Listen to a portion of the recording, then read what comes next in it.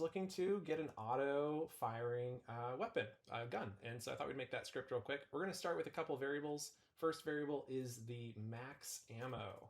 And so we're going to start with max ammo of 10.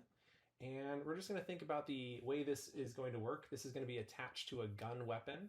And so there's going to be a grab event. There's also going to be the index trigger press event. So we're going to go find the index trigger is pressed first. And then the next thing we're going to think about is we're going to separate the index trigger being pressed to the firing of the weapon. So we're going to create another event called fire. And we'll call this fire loop because it is going to loop automatically. And so because it's going to be looping, we need to know if we can loop. So we're going to create a Boolean called can fire and press create. And so when the index trigger is pressed, we are going to set can fire to true. And then when the index trigger is released, we're going to set it to false. So I'm scrolling down to grab when index trigger is released. And we're going to go to the values tab, grab the set to, and set the can fire Boolean to true. And there is Boolean input, set that to true. And then we're going to duplicate this down. You thumbstick to the right to duplicate. And then we can set this one to false. So now when index trigger is pressed, we're going to start firing. And when index trigger is released, we're going to stop firing. And so when fire loop is received, we need to check this value. So we'll go to the events tab, grab an if, and say if can fire, then we're going to do stuff.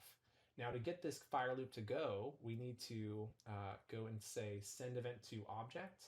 And this is going to be the fire loop event. We're going to send that to self. This should be automatically filled out for you. And then in fire loop, if can fire is true, we want this to fire 10 times per second.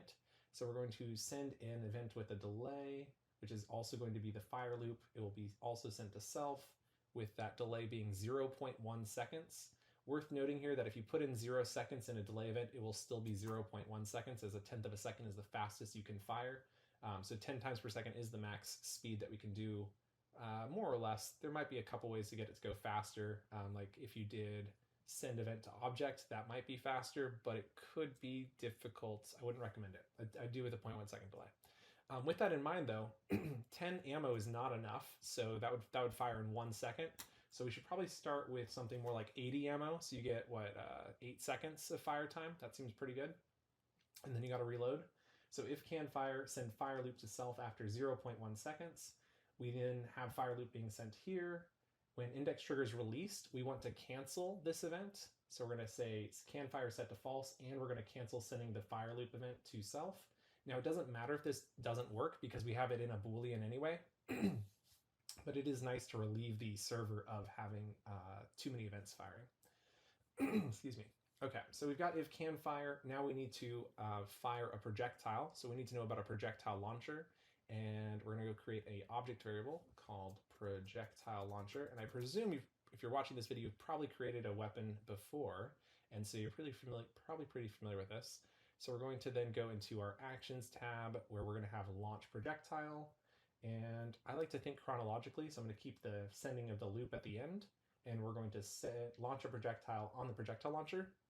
This means it's going to take all the defaults from the projectile launcher, and it makes it really easy for us to do this. And the projectile launcher just needs to be grouped into the gun object. Okay, so now that we got this working, the next thing we need to do is subtract from our ammo. So we need to know about our current ammo. So we're going to create a number variable called current ammo and click create. And when the index trigger is pressed, we don't reset the ammo. When we reset the ammo, we were going to reset it probably automatically. So what we're going to do is create an event called reload. And there's a few ways that you can do reload. And I think capital load looks good. And so what we're going to do with our reload event is we are going to set the max ammo, or excuse me, set the current ammo to max ammo. And we also want to do this when the world is started. So we'll go and grab when world is started, and we're going to send the event reload to self on world start. And so we'll say send event reload to self on world start. And then down here in the fire loop, if this is not able to fire, oh, that's not true. We want to say it can fire, but we don't want to launch the projectile unless reload. So let's go and say if the current ammo is greater than 0, meaning there is ammo, So we'll go grab current ammo is greater than 0. And the other way we want to reset this and reload this is if when the player grabs the weapon, ideally you want to reset it then too, possibly, depending on how you're building your game. If you're building your game to be different, like people are picking up weapons that have already been used and maybe it doesn't have a full clip of ammo and that's like a part of your game, totally okay to do that as well. You can also do reload in a different way. But what we're going to do is say if current ammo is not greater than 0, then we know we're out of ammo. And in that case, we are going to send reload to self with a 1-second delay. And so then what I would recommend doing here, when we're sending this event with a 1-second delay, just quickly, maybe even like 0.5 seconds is enough for reload. Like people are going to feel really slowed down, but it is an auto weapon. So maybe 1 second makes more sense since you have to load a bigger clip. I accidentally just moved that Command Z. Okay, so we send reload to self, but these are little things you can play with to make it customized just for your needs. Okay, so we send reload to self after 1 second, and then we've got max ammo that's going to reload. Once it's reloaded, then this needs to keep looping even if we don't have enough ammo. So we're going to move fire loop back to the bottom here so that it keeps looping even if we don't have enough ammo. And then once ammo has been restocked or reloaded, then it will continue firing. And we also don't want to send reload if we've already sent reload. So when reload is received, we want to cancel sending a reload to self. And we might also, because this is going to have been sent 10 times, so this will cancel those 10 events. And we might want to do something else. I'm thinking about it. We might want to put a cancel reload here. I don't think that's required. It might be over engineering it, but we'll put it there for now. It's ideally supposed to catch this reload from adding an extra piece of ammo to the clip, because there's this really rare possibility that this fires at the exact same time as this, but not before this, which means that this reload might go off before the final cancel sending. Very, very rare possibility, so that's not really necessary. And even if it did happen in that rare case, it would only add 1 extra ammo, so not a big deal. But okay, so we got this firing loop going. And what I was going to say with the reload is we want a reload sound effect. Really, sound effects are so important. So we're going to go and add a reload sound effects. You'll want to have this grouped inside the gun object. And then we'll go to actions and grab play sound on reload sound effect. There we go. And then I do like to think chronologically. So I'm going to think, okay, so we cancel sending the reload event, then we set current ammo to max ammo, then we play the reload sound effect. I like that. Now we've launched the projectile, but we don't have a sound effect for that. So let's go and say a fire sound effect. Fire sound effects. And that's going to be there. And then we'll duplicate the play sound up into right below launch projectile and drag over fire sound effects. Okay, so now that we've got the projectile launching, we've got the playing of the sound, and we've got the subtraction of ammo, we've got it auto reloading. You could reload in a different way, like a player could hit the B button to reload. So if you go to your events tab, you've got events for when player presses button 1 or button 2. So you could use those for reloading, which is another way that I've done in the past. We could also do like when the object is re-grabbed, so maybe you have to let go of it or maybe you grab it with 2 hands. There's definitely a lot of ways you could call this reload event to reset the ammo. But I do like the automated method. We used it in Horizon Royale, and I think people really enjoyed the fact that it automatically reloaded for them and they didn't have to think about it. So I would encourage that. You might also want to have like a place that displays how much ammo is left. So there might be a text object that displays this. So we'll just go create a text object called ammo text. And usually you want to put this on the back of the weapon to display the ammo. And so every time you fire and the ammo needs to go down, we forgot to set the ammo to go down. Okay, so we're gonna grab the set to. So when current ammo is greater than 0, we set current ammo to be -1. So we'll go grab the minus symbol from the top of the operators tab and say current ammo -1. And that's going to decrease it. And then cancel sending a reload. We'll put this at the end. We launch projectile from projectile launcher. We play sound effect. I do want this at the beginning. I don't know. For some reason, the way my brain works, I do like it right here. So we're going to do that. But it really doesn't matter. Order isn't that important in this specific case. So set current ammo to current ammo -1. And then what we need to do was utilize the display to say how much is left. So on our actions tab, we have display text. So after we set current ammo, we are going to display on this text object.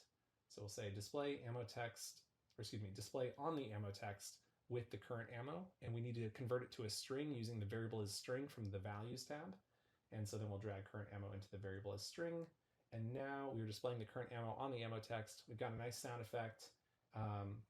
Now, this is a pretty solid script. There's definitely a lot more things you can do to this. So I thought I would just show you a couple quick things that I'd recommend doing just to take this up a notch and make it even better. So we're gonna go back to our events tab. We're gonna grab when object is grabbed by hand of player. That should be right here. So an object is grabbed by hand of player is gonna happen before they press their index trigger, hence I'm putting it right here. We wanna know if they are right-handed. So we're gonna create a Boolean called is right-handed, create. And we also need to know who our player is. So we're gonna go create a player called my player and create. And then we're gonna set these values in the when object is grabbed by player. I'm gonna duplicate that set too, so we have two of them. And we're gonna start by setting my player to be the player who grabbed the weapon. And there we go. And we're gonna set the is right-handed value to be the is right. And now that we've got that set up, we're doing pretty solid. We might even consider, this isn't a requirement, but it could be useful for other things you do later with this script, having an empty player value. And so this is a player value that we never set. And what we would do then is say when the object is released by the player, we would say, here it is, when object is released by player, set my player to empty player. And this allows us to say things like if player doesn't equal empty, which means we do have a player assigned. And in cases that players are assigned, we might like give them points or do stuff like that. And yeah, but that's not a requirement. It's just kind of a nice idea to enhance the script later on. I did also recommend saying when they grab the weapon, consider sending reload. There is one instance where you wouldn't want to do that, which would be if the player learns this, they might let go of it and then re-grab it to reload. Maybe that's not such a bad thing. I don't know. I'm going to delete it for now, but it's just for you to think about later. So then the next thing that I think would be really nice to take this up a notch is now that we know the player and we know if they're right-handed, when we are launching a projectile, we can use an if-else to play haptics on that player. So we'll say if and then else. And so if is right-handed, we'll put that right there. And then we're going to go to the actions tab and then say... I'm on a video call with... Yeah. Welcome in, welcome in. We're looking for play, there it is, play haptics on hand of player's controller. So we're going to play haptics on this player that we've saved for a duration, which we'll set in just a second. And this is actually the right hand in this case. The duration is going to be a number input. There should already be a number there. And I'd recommend at least setting this to like 350 milliseconds. And with strong and probably sharp.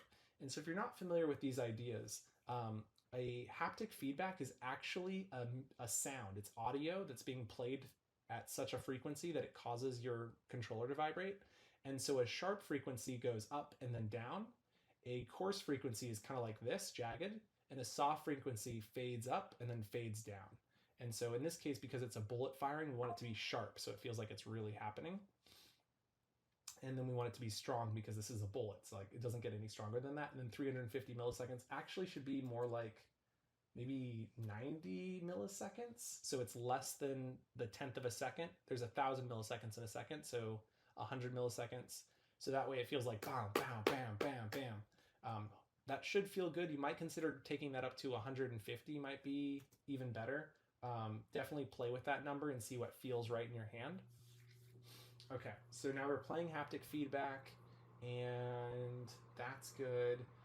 When the player reloads, I like to do a really strong vibration for this to be like, you just got reloaded, and do it on both hands. That's my personal preference. So I would do something like maybe 250 milliseconds, and then that's going to cause a strong and coarse would be the way I'd go. Maybe not strong, maybe more like medium or even light might be good for the reload. But that way you give them a different feeling when they're reloading the gun. And Then the next thing that I would add to this is I would consider wanting to know when the projectile hits things. And so when world is started, I would listen to events on the projectile launcher so that we know when things happen on the projectile launcher. So we'll say listen to projectile launcher, which will then give us access to another thing, which I'm going to put here below reload because it's kind of a different set in my mind. So we have projectile events. We have when projectile hits player, and we also have when projectile hits interactive object, and when projectile hits static object. So we have 3 different instances here that all receive a position. And so we're going to create an event called, we'll call it hit effects. Okay, and so we'll click create, and we're going to create a new parameter, and it's kind of off screen. Oh, there we go. So we're going to say hit effects is going to need to know a position parameter. So we're going to grab a vector and call that position and press confirm or create. And now that we've created this hit effects, we can then send event hit effects every time the projectile hits the player. So let me scroll back to like that, right? Okay, so send hit effects to self with the parameter position, and that's going to cause this event to go off and give us the position, and then we can duplicate that into all 3 of these. So that way we only have to write the code 1 time. And so when hit effects is received, what we want to do is move a sound effect and a visual effect to the hit position and play those. So we're going to create an object called hit VFX, create, and another object called hit sound effects. And we're getting really close to like the best weapon you can build in Horizon. We're getting really close. These are some of my favorite things. So we're going to go ahead and then say move motion, move to, and this is important to note that these objects cannot be inside the gun grouping. And so we're going to move the hit VFX and the hit sound effects to the position parameter. And then we're going to play them. So actions tab, play sound, actions tab, play visual effects, and then just throw the respective pills in there. And like that, we're pretty close to done. You're like, how can you take this any further? We can make it slightly better. But I think that is, like, there might be, if you play Arena Clash or Super Rumble, they have a grab sound effect. So you'd say when object is grabbed, we'd have grab sound effects, press create. So then when the object is grabbed by the player, you would go and you'd have this inside the gun grouping. And so then once we've assigned the player values, we would then say play the grab sound effect. That's another way that you can just enhance the experience for the user. You might also want to play haptic feedback when they pick it up. So I would duplicate down this if statement, which is kind of hard to do in VR, but it's also hard to do here. But basically you just got to duplicate, slide up. And so it's duplicating thumbstick to the right again. And then we'd want to do this if it is right-handed, then do it on the right hand or the left hand. It wouldn't want to be strong. You'd want it to be something more like medium or light and with a more soft tone for picking up. So I'll go medium soft, and then we'll change the amount of duration to 500 milliseconds, so kind of like a longer pickup. Oops, there we go. And then duplicate that to here. And there we go. So that's pretty nice. And the one last thing that I would recommend doing, which I'm pretty confident is safe to, well, it's difficult to do. It is difficult to do. So I'm going to pause here for a second. We've got an audience with us in Discord, so I encourage you guys to join us on Discord if you haven't already. This is the post from Jobo. Thanks for asking, Joe. And Joe, did you have any questions about this script or any ideas you had?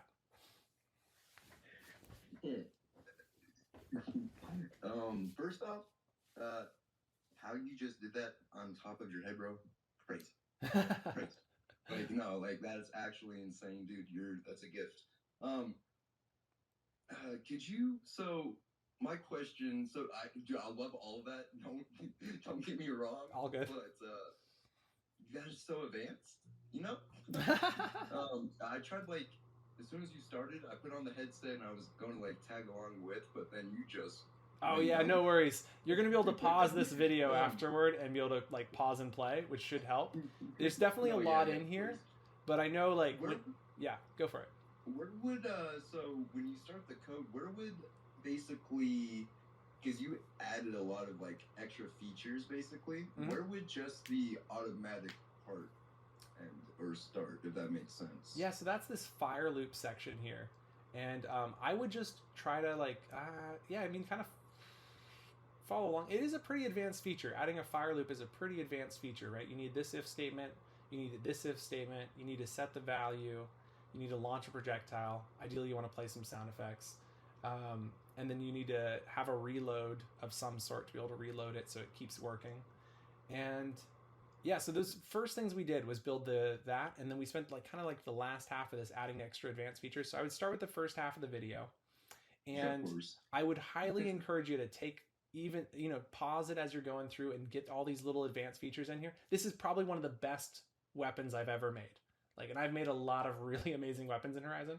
But I wanted to make this for you because like you said, this is something that we didn't have, and I think this is a very valuable tutorial to show people how to make the absolute best of best weapons in Horizon. So I would encourage you to do it because I think it's also going to unlock a bunch of things inside of you that you didn't even realize you knew how to do. It is a lot though. So take your time, and if you have more questions, feel free to keep asking in Discord. And yeah. Oh, and one last question. Mm-hmm. What tool are you using? Like, are you able to import that script into VR Worlds? Unfortunately not. It's a visual image creator it's called horizonhub.info.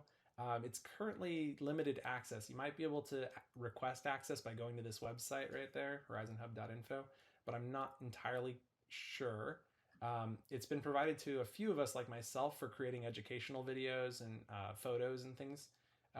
But it's not an official thing from Meta. Meta doesn't own it, or they didn't create it. So it doesn't have any integration. It's just for us to be able to make better tutorials for you guys. Well, no, you're the best. Man, my pleasure. So there's one last way we can make this even better.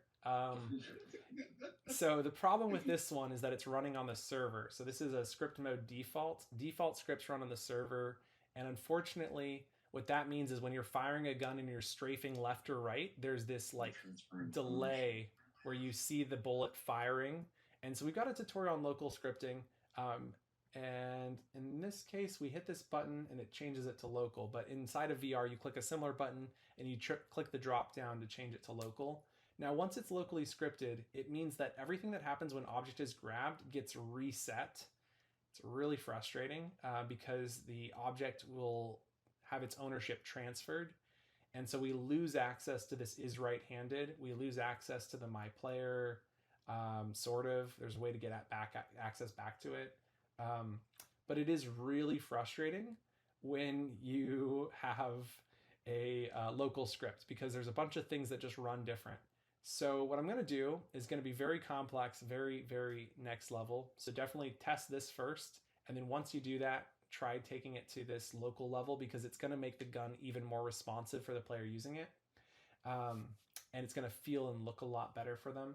So what we do is when object is grabbed by the player, we need to transfer ownership of everything from the server to the player's headset. That's why it's called a local script, because the server no longer is in charge of all the player visual effects and everything. The player who is running the script is. And it does mean you don't get the ability to use player persistent variables, so you have to think about those in a different way. But for the purposes of this script, it is okay. And we're going to go to actions, player, transfer ownership. And so right here, we're going to transfer ownership to player. And we need to do this for every single object that's associated with this. So the first one is self. So we need to transfer ownership of self. And we want to do that one last, just in case. And then we want to grab the projectile launcher. We want to grab the reload sound effect. We want to grab the fire sound effect, the ammo text. And if any of these isn't transferred, it's going to cause the gun to run as if it's running on the server, and it slows the whole thing down. So we got to hit VFX, hit sound effects, and then the last one there's the grab sound effects. And so when we transfer ownership of these, now your headset tells every other headset in your world where these things are located, which means you can change it instantly. You don't have to wait for a server ping, which can add up to like a 10th or even a 1/4 of a second delay. So right here we got 1, 2, 3, 4, 5, 6, 7, 8. 1, 2, 3, 4, 5, 6, 7, and then self is 8. So I'm just counting these blue pills here because those are all the objects. So now when world is started, because the ownership has been transferred, we then can write, we need to do a delay. Sorry, I don't need that if. We need a when event is received called delay start. And so this is interesting because when you grab a weapon and transfer ownership of it, it reruns the when world is started event. And so then delay start can be received, which covers a bug with local scripts where basically it takes about half a second before the ownership is fully transferred. And so we're going to set this to 0.5. You might try going with a 0.3 or 0.2 to make it even faster. Now when delay start is received, we're going to be able to set the player value and the Boolean value.